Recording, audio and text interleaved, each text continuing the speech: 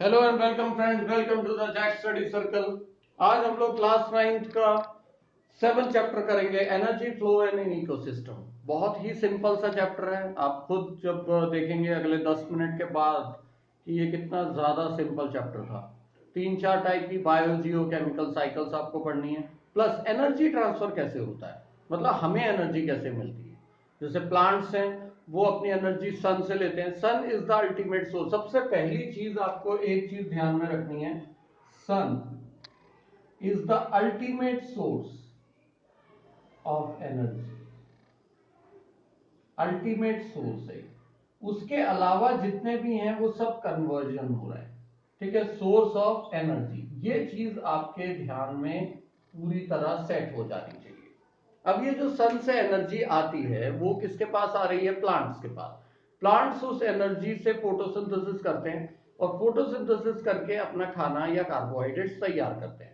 वो कार्बोहाइड्रेट्स को सबसे पहले कौन खाएगा? हर्बीवोरस। हर्बीवोरस वो एनिमल्स होते हैं जो सिर्फ प्लांट्स खाते हैं, जैसे जिसको हम लोग वेजिटेरियन कह सकते हैं।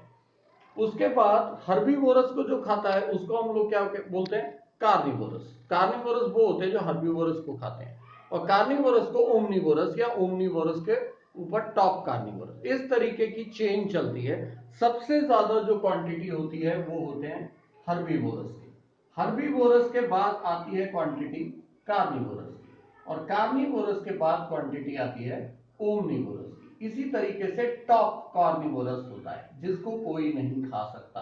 ये टॉप पर है, जैसे कि लॉयन, जैसे कि एलिफेंट। इस टाइप के जो होते हैं ये टॉप कार्निवोरस होते हैं। ऐसा नहीं है जैसे एलिफेंट बेचारा बेचारा वेजिटेरियन है, उसको कोई नहीं खा रहा, लेकिन वो सबको खा सकता है। इस टाइप का जो पिरामिड बनता है, ये पिरामिड टाइप की शेप है, इसको हम लोग बोलते हैं एनर्जी पिरामिड। आप इसके बारे में अगर आप देखो तो पेज नंबर 82 पर इनको बोलते हैं ट्रॉफिक लेवल्स, कि किस लेवल से आपकी एनर्जी ट्रांसफर हो रही है। इसका एक बहुत ही प्यारा सा एग्जांपल दिया हुआ है पेज नंबर 83 पर, कि एक्वेटिक इकोसिस्टम का एग्जांपल है वैसे, लेकिन हर जगह वो सेम ही एग्जांपल चलता है कि यहाँ पे अगर मान लो 1000 जूल एनर्जी है, या कैलोरी में लेते हैं हम लोग इसकी एनर्जी, ठीक है, तो इसकी सिर्फ 10% ही यहाँ पे शिफ्ट होगी, मतलब 100 जूल। और 100 की 10%, 10 जूल, और यहाँ पे सिर्फ 1 जूल एनर्जी जा पाएगी। इसका मतलब सीधा सीधा ये है कि इसके पास अगर प्रोड्यूसर्स ने 1000 कैलोरी एनर्जी बनाई है कार्बोहाइड्रेट्स के फॉर्म में, तो उसको जो खा रहा है उसके पास सिर्फ 100 कैलोरीज ही जाएंगी। ये 10% रूल होता है। और इसके पास सिर्फ 10 कैलोरीज और इसके पास सिर्फ 1 कैलोरी। इस तरीके से एनर्जी ट्रांसफर होती है, क्योंकि हर कोई अपनी अपनी एनर्जी यूज कर रहा है। उसके बाद जो बची हुई एनर्जी है that is to be transferred, तो इसको बोलते हैं हम लोग ट्रॉपिक लेवल। जैसे पेज नंबर 83 पर दिया, देखो बहुत ही अच्छा सा, फाइटोप्लैंक्टन्स। फाइटोप्लैंक्टन्स किसको बोलते हैं? जो पानी के अंदर जो पेड़ पौधे होते हैं छोटे छोटे, उनको बोलते हैं फाइटोप्लैंक्टन। उसको कौन खाएगा? जू प्लैंक्टन, मतलब छोटे छोटे से जीव जंतु, छोटी मछलियां वगैरह वगैरह, बहुत छोटे। उनको फिशेस, जो बड़ी फिशेस हैं वो उनको खाएंगी, और फिशेस को फिर हम लोग खा लेते हैं। इस तरीके से एनर्जी ट्रांसफर होती है। यही ट्रांसफर ऑफ एनर्जी को हम लोग फूड चेन कहते हैं। मतलब एक ने दूसरे को खाया, दूसरे ने तीसरे को, तीसरे ने चौथे को। This series is known as the food chain. एक बहुत ही अच्छी सी डेफिनेशन आपको दी हुई है फूड चेन की। द डेफिनेशन इज, नहीं, आपको फूड चेन की खास डेफिनेशन है नहीं, लेकिन आपको ये ध्यान में रखना है कि एक ऑर्गेनिज्म दूसरे के बारे में, हाँ पेज नंबर 82 पे देखो, an organism may be the prey for many other organism. तो इस तरीके से वो किसको खाता है? दूसरा। तो इंटरकनेक्टेड अगर हो जाए तो वो फूड वेब हो जाती है। और अगर स्ट्रेट चेन लेते हैं, जैसे कि डेफिनेट सीक्वेंस, हाँ यहाँ पे डेफिनेशन दी है पेज नंबर 81 पर देख लो आप। Definite sequence in the interactions is known as food chain, क्योंकि एनर्जी ट्रांसफर हो रही है और कुछ नहीं है। यहाँ पे एक मान लो प्लांट है, प्लांट को किसी ने खाया, ठीक है, उसको दूसरे ने खाया, उसको तीसरे ने खाया, इसको हम लोग बोलते हैं फूड चेन। लेकिन हर बार ये सिर्फ इसको खाएगा ऐसा नहीं है ना, ये दूसरी चीज भी खा सकता है। ये इसको खाने के बजाय एक और दूसरी चीज खा सकता है, ये भी इसको खा सकता है। ये इसको खाने के साथ साथ और 2-3 चीजों को खा सकता है, ये भी इसको खा। इस तरीके से एक इंटरकनेक्शन बन जाता है, that is known as a food web. तो फूड चेन कोई एक्सक्लूसिव चीज नहीं है कि एक ही फूड चेन में हम लोग काम करेंगे, ऐसा नहीं है। जैसे आप एक ही सब्जी रोज नहीं खा सकते, रोज हम आलू बैंगन आलू बैंगन आलू बैंगन, ऐसा नहीं पॉसिबल। आपको कभी ना कभी तो करेला भी खाना पड़ेगा, लौकी भी खानी पड़ेगी, गिलकी भी खानी पड़ेगी। इसका मतलब डाइवर्सिफाई हो जाता है, interconnected, that is known as food web. Food web की एक बहुत ही अच्छी डेफिनेशन दी हुई है पेज नंबर 82 पर देखो।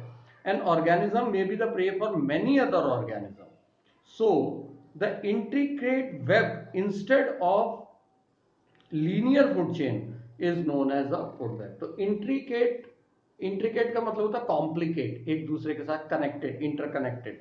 ऐसा अगर नेटवर्क बन जाता है तो उसको बोलते हैं फूड वेब। बाकी आपको ये चीज याद रखनी है पिरामिड की, एनर्जी ट्रांसफर के लेवल्स होते हैं और इस लेवल्स को हम लोग बोलते हैं ट्रॉफिक लेवल, एकदम सिंपल लैंग्वेज।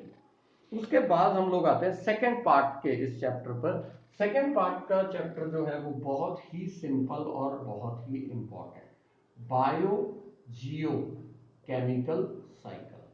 इसका मतलब क्या है, सबसे पहले तो हमें ये पता होना चाहिए। बायो मतलब बायोस्फीयर, जियो मतलब ज्योग्राफी, ठीक है, और केमिकल्स का ट्रांसफर हो रहा है एक जगह से दूसरी जगह। अगर केमिकल्स ट्रांसफर हो रहे हैं या एनर्जी ट्रांसफर हो रही है through biotic and abiotic factors. अब ये क्या चीज होती है, ये दोनों वर्ड्स को एक बार ध्यान से समझ लो कि what is the meaning of biotic and abiotic factors. Abiotic factors हम उनको बोलते हैं जो कि नॉन लिविंग होते हैं। ये एक चीज आपके ध्यान में फिक्स कर लो, नॉन लिविंग थिंग्स को हम लोग बोलते हैं एबायोटिक, और बायोटिक क्या होते हैं, जो लिविंग बीइंग्स हैं, जैसे एनिमल्स हो गए, प्लांट्स ये अपने इंसेक्ट्स हो गए, ह्यूमन बीइंग्स हो गए, वगैरह वगैरह। तो एबायोटिक से बायोटिक और बायोटिक से अगेन एबायोटिक फैक्टर्स के बीच में अगर केमिकल्स का फ्लो हो रहा है, केमिकल्स का फ्लो हो रहा है, that is known as a biogeochemical cycle. आमतौर पे बायोजियोकेमिकल साइकिल को हम लोग दो पार्ट्स में डिवाइड करते हैं। पहला है गैसियस साइकिल, दूसरा है सेडिमेंट्री साइकिल। गैसियस साइकिल मतलब जैसे ऑक्सीजन नाइट्रोजन वगैरह की साइकिल, कि गैसेस ही ट्रांसफर हो रही हैं हर जगह, कोई भी स्टेट चेंज नहीं हो रही, सिर्फ गैसियस। की डेफिनेशन देखो, accumulation of main abiotic gaseous nutrient material is found in the atmosphere. तो इसमें नाइट्रोजन, ऑक्सीजन, कार्बन, ये इस टाइप की जो साइकिल्स होती हैं इसको हम लोग बोलते हैं गैसियस साइकिल, क्योंकि मेनली इसमें जो एक्सचेंज है वो गैसियस स्टेट में। सेडिमेंट्री साइकिल का मतलब होता है जो सॉइल के अंदर है, सेडिमेंट्स के अंदर मिल रहे हैं, जैसे मिनरल्स हैं, आयरन है, फास्फोरस है, कैल्शियम है, ये जो हमें अर्थ के अंदर मिल रहे हैं, ये भी हम लोग निकालते हैं, एक्सट्रैक्ट करते हैं, यूज करते हैं और वापस ये रिसाइकल। बस यही है कि इसको रिसाइकलिंग में टाइम बहुत लगता है। तो sedimentary cycles are very slow, और जबकि गैसियस साइकिल्स आर फास्ट, क्योंकि हर बार आप देखते हो बारिश आती है, वाटर वेपर या वाटर साइकिल जिसको हम लोग कहते हैं, वो भी एक तरीके का गैसियस साइकिल है। हर बार पानी इवेपोरेट होता है, बादल बनते हैं, हर बार बारिश होती है, तो ये लगातार चलने वाली साइकिल है। इस टाइप की साइकिल को हम लोग गैसियस साइकिल बोलते हैं। उसी के बाद हम लोग स्टार्ट करेंगे तीनों साइकिल्स के बारे में, कार्बन, ऑक्सीजन और नाइट्रोजन। तीन ही साइकिल हमें पढ़नी।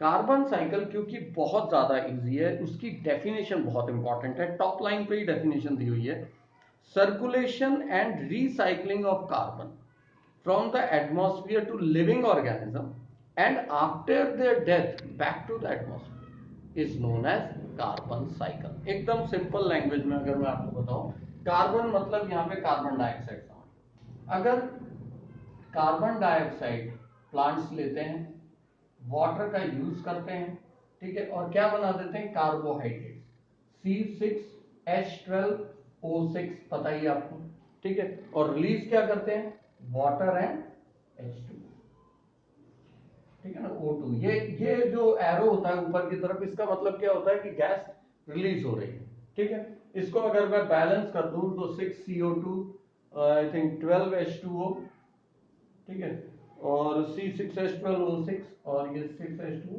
6O2, इसको हम लोग बोलते हैं फोटोसिंथेसिस प्रोसेस, ठीक है। और इस किसकी प्रेजेंस में होता है, क्लोरोफिल और सनलाइट की प्रेजेंस में ये रिएक्शन होता है। तो हो क्या रहा है कि बाहर से हमने कार्बन डाइऑक्साइड खींचा जो गैस के फॉर्म में था और उससे आपने कार्बोहाइड्रेट्स बना लिए। ये प्लांट्स का मेन फोटोसिंथेसिस प्रोसेस है, इसको हम लोग बोलते हैं कार्बोहाइड्रेट। अब होता क्या है कि ये कार्बोहाइड्रेट बना दिया उसने, हम क्या करते हैं, ये कार्बोहाइड्रेट लेते हैं और उसके अंदर ऑक्सीजन डालते हैं। मतलब हम लोग जो डाइजेशन या रेस्पिरेशन करते हैं, हम करते क्या है, हम ग्लूकोज को पचाते हैं with the help of oxygen और क्या बना देते हैं, CO2 एंड H2O, और वापस ये गैसेस रिलीज हो जाती है। इस तरीके से कार्बन साइकिल सिंपल चलती रहती है। इसके अंदर आपको याद रखना है, जब भी हम ये करते ही क्यों है, एनर्जी लेने के, और ये एनर्जी हमारे कहाँ सेव होती है, माइटोकॉन्ड्रिया में। आपको याद होगा 8th में 7th में हमने कई बार पढ़ा है कि सेल्स के जो ऑर्गेनल्स होते हैं they are known as mitochondria. Mitochondria is known as the powerhouse of the cell. तो वो एक इंपॉर्टेंट चीज है। दूसरा साइकिल है आपका ऑक्सीजन साइकिल। ये तो बहुत ज्यादा इजी है, इसको तो बताना भी कोई खास इंपॉर्टेंट नहीं है कि ऑक्सीजन का यूज हम लोग किस लिए करते हैं। एक तो रेस्पिरेशन करने के लिए, बर्निंग करने के लिए, कंबशन करने के लिए, इवन कोरोजन के लिए ऑक्सीजन का यूज होता है। ठीक है, अब मैंने क्या किया, ऑक्सीजन ले लिया, ब्रीद इन किया, उसका यूज किया और कार्बन डाइऑक्साइड छोड़ दिया। अब वो कार्बन डाइऑक्साइड कहाँ जाएगा, प्लांट्स के पास जाएगा, प्लांट्स उससे फोटोसिंथेसिस करेंगे और ऑक्सीजन छोड़ देंगे। इस तरीके से वापस वो साइकिल चलता रहेगा। तो सिंपल डेफिनेशन अपने वर्ड्स में इसको एक्सप्लेन करते हैं। तीसरा साइकिल है जो सबसे इंपॉर्टेंट और सबसे मेन है, that is known as nitrogen cycle. क्योंकि नाइट्रोजन को फ्री फॉर्म में हम लोग यूज नहीं कर सकते। कभी भी आपने ये सुना नहीं होगा कि नाइट्रोजन लेकर कोई चीज बनी हो। नाइट्रोजन का डायरेक्ट यूज नहीं किया जा सकता, नाइट्रोजन को कन्वर्ट करना पड़ता है, फिक्सेशन करना पड़ता है, उससे नाइट्रेट्स नाइट्राइट्स वगैरह बनाने पड़ते हैं। तो वो एक इंपॉर्टेंट इसके अंदर फैक्टर आता है। तो इसको नाइट्रोजन जो है 78% है, मेजॉरिटी में यही है और बहुत इंपॉर्टेंट भी है क्योंकि ये जितने भी न्यूक्लिक एसिड्स होते हैं, आपके प्रोटीन्स वगैरह होते हैं, ये सब के सब नाइट्रोजन का पार्ट है। अमोनिया NH3 आपको ध्यान में रहेगा, अमोनिया जो होता है वो भी एक तरीके का नाइट्रोजन का ही कंपाउंड है। अब इसमें 4 मेन प्रोसेसेस हैं। एक होता है नाइट्रोजन फिक्सेशन। पहला, हम लोग इस नाइट्रोजन को जैसे कि मैंने बताया कि यूज नहीं कर सकते डायरेक्टली, तो हम पहले उसको फिक्स करते हैं। दूसरा, इसका अमोनिफिकेशन होता है। अमोनिफिकेशन मतलब अमोनिया फॉर्म होता है। ठीक है, उसके बाद हमारा आता है नाइट्रेशन और नाइट्रिफिकेशन, और फिर लास्ट है डीनाइट्रिफिकेशन। नाइट्रिफिकेशन ये बहुत इंपॉर्टेंट है, लर्न करना ही है आपको। और फिर आता है डी नाइट्रिफिकेशन। आप समझिएगा, डी नाइट्रिफिकेशन रिवर्स प्रोसेस। ठीक है, अब हम इस गेम को आगे बढ़ाएंगे एकदम सिंपल तरीके से। अगर आप इसको समझना चाहें तो फिक्सेशन का मतलब होता है नाइट्रोजन जो एयर में है उसको कन्वर्ट करके सॉइल के अंदर डालना। ये कौन करता है, तो लेग्यूमिनस प्लांट्स होते हैं, राइजोबियम बैक्टीरिया होता है, इसका काम यही होता है। जो चने वने के झाड़ होते हैं, मिसल विसल जो हम लोग खाते हैं, उसमें क्या हो रहा है कि एटमॉस्फेयर का जो ऑक्सीजन है, सॉरी नाइट्रोजन, उसको हम खींच के सॉइल के अंदर डाल देते हैं। ये एयर के फॉर्म में है, इसको हम सॉइल में डाल देते हैं with the help of bacteria. ये इसको बोलते हैं अमोनिफिकेशन। इसकी डेफिनेशन देखो, release of ammonia through decomposition of the dead bodies. एक आदमी मर गया, ठीक है, उसके बाद आपने देखा होगा कोई आसपास में कुत्ता या कुछ मर जाता है तो कैसी गंदी सी स्मेल आती है, अमोनिया की स्मेल। तो डेड बॉडीज से जो स्मेल निकलती है वो अमोनिफिकेशन, NH3, और ये N फिर से एटमॉस्फेयर में पहुंच जाता है। सिंपल तरीका। कोई भी किसी की भी डेथ होती है उसको अगर हम वैसे ही पड़ा रहने दें, वो डिकम्पोज होगा, डिकम्पोजर्स यूज करते हैं इसको, और उसके अंदर से गैसेस एमिट कर देते हैं, जैसे कि अमोनिया। अमोनिया के अंदर क्या है, नाइट्रोजन। तीसरा है नाइट्रिफिकेशन। नाइट्रिफिकेशन बहुत इंपॉर्टेंट है, अमोनिया को नाइट्राइट और नाइट्रेट में चेंज कर देना। अमोनिया को पहले नाइट्राइट में चेंज किया जाता है और फिर नाइट्रेट में। ठीक है ना, ये याद रखना है, नाइट्राइट, ठीक है, और उसके बाद नाइट्रेट, और फिर हम लोग इसको यूज करते हैं। एक होता है डीनाइट्रिफिकेशन। अब इसका मीनिंग देखो, conversion of nitrogen compounds into gaseous nitrogen. कोई से भी नाइट्रोजन के कंपाउंड्स हो, कोई से भी कंपाउंड्स हो सकते हैं, अगर हम उसको इस तरीके से यूज करें कि वो एयर के फॉर्म में या गैस के फॉर्म में चला जाए, that is known as denitrification. तो नाइट्रिफिकेशन में हम नाइट्रेट्स या नाइट्राइट्स बनाते हैं और इसी को ब्रेक डाउन करके अगर आप नाइट्रोजन में कन्वर्ट कर रहे हो, that is known as denitrification.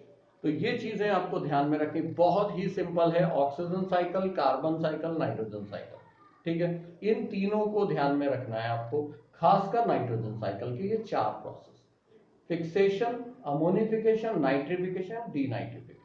ये अगर आप कर पाए, और दूसरा पिरामिड, एनर्जी पिरामिड का याद रखो, 10% ही एनर्जी आगे ट्रांसफर होती है।